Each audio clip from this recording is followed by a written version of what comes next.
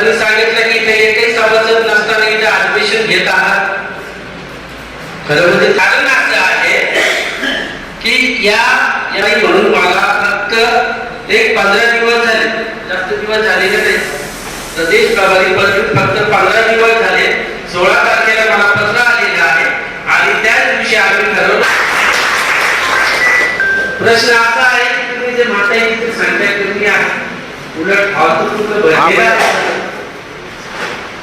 संख्या बळाचा जर प्रश्न केला तर पक्षाचा जर विचार केला आम्ही 40 कम्युनिस्ट पक्षाची स्थापना झाली तेव्हा फक्त 7 लोक होते.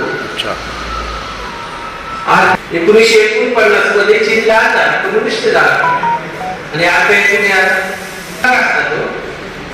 किती वाट असतात.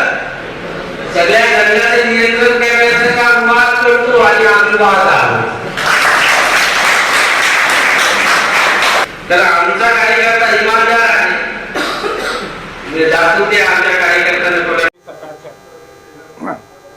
सबसे पहले मैं आए हुए सभी जो हमारे साथी हैं, मूल निवासी बहुजन साथी हैं, उनको मैं आभार व्यक्त करता हूं. और आज के मराठी में बात करूँ क्या, हिंदी में करूँ? तो आज के इस अधिवेशन में जो एसटी परिवहन निगम है, जो इसका शासन में विलीनीकरण करने के लिए आज के अधिवेशन में हमने प्रस्ताव रखा है. और उसी के साथ जो हमारे यहाँ शिस्ता और आवेदन जो प्रणाली है, कार्य प्रणाली है प्रशासन की, उसके खिलाफ हमने इस अधिवेशन में आयोजन किया है और उसमें प्रस्ताव किया है. और उसी के साथ जो पिछले साल में जो एसटी महामंडल का जो संप हुआ था, आंदोलन हुआ था, उसमें 6 महीना के ऊपर जो आंदोलन हुआ उसमें 125-150 के करीब लोगों ने खुदकुशी आत्महत्या कर ली है. और उस कर्मचारियों को अभी तक कुछ भी मुआवजा प्रशासन की तरफ से मिला नहीं है. तो हमारे आज के अधिवेशन में हमने ये मांगनी की है कि उन जो मरे हुए जो मृत कर्मचारी है उनको शासन की तरफ से कुछ मुआवजा मिले. उनके जो परिवार के जो रिश्तेदार है उसके ऊपर जो डिपेंड जो सदस्य है उनको नौकरी मिले और उनको शासन की तरफ से मुआवजा मिले. ये हमारे संगठन की मांगनी है. राष्ट्रीय मूल निवासी बहुजन कर्मचारी संघ ये केंद्रीय संगठन है, ट्रेड यूनियन है. और उस ट्रेड यूनियन के माननीय वामन मेश्राम साहब राष्ट्रीय अध्यक्ष है. और केंद्र से लेके राज्य तक और राज्य से लेके गांव कस्बे तक ये संगठन काम करता है. सिर्फ एसटी कर्मचारी ही नहीं, जो असंगठित कामगार है, जो बंधुआ मजदूर है, जो समझो दूसरे क्षेत्र में काम कर रहे हैं, एमएससीबी में काम कर रहे हैं, रेलवे में काम कर रहे हैं, ये सभी कामगारों के लिए ये राष्ट्रीय मूल निवासी बहुजन कर्मचारी संघ ट्रेड यूनियन काम करता है. और ये देशव्यापी संगठन है. आने वाले दिनों में इस अधिवेशन के माध्यम से हम जो प्रस्ताव पारित करने वाले हैं कि विलीनीकरण के संदर्भ में और जो प्रस्ताव पास किए हैं उसके संदर्भ में हम 2 या 3 महीने के अंदर आंदोलन करने वाले हैं.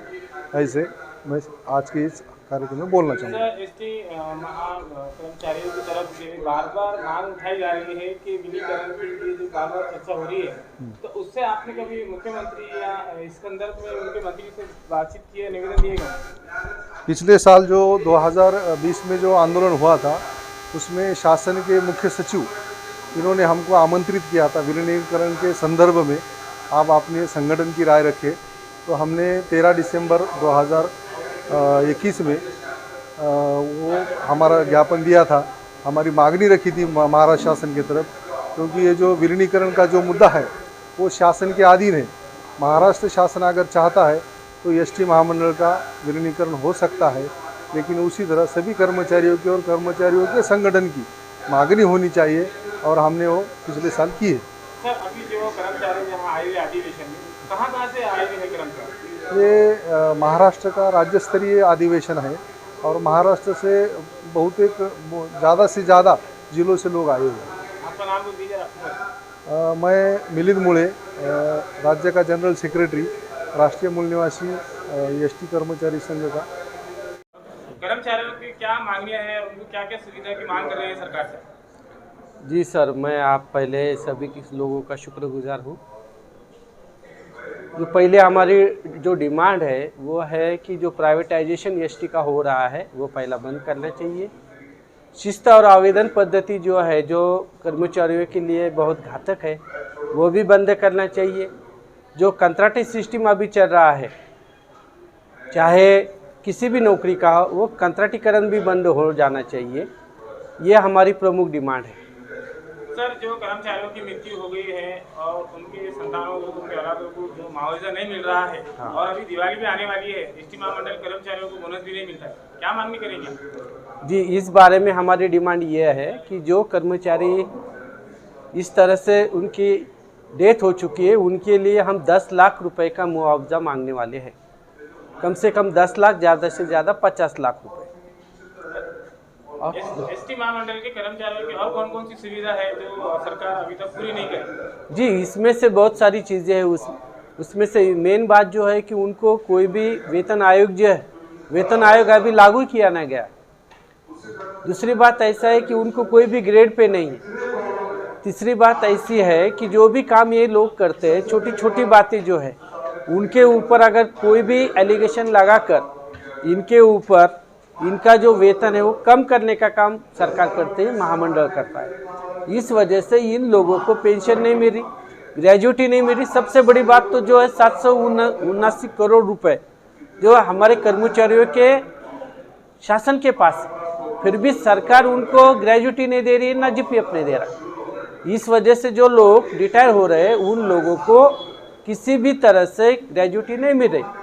तो ये मिलना चाहिए, ये हमारी प्रमुख डिमांड रहेगी। इसके आगे आपका नाम बताइए। मैं डॉक्टर मोहन मिसाल, MSRTC विंग का मैं प्रदेश प्रभारी हूँ, महाराष्ट्र राज्य का।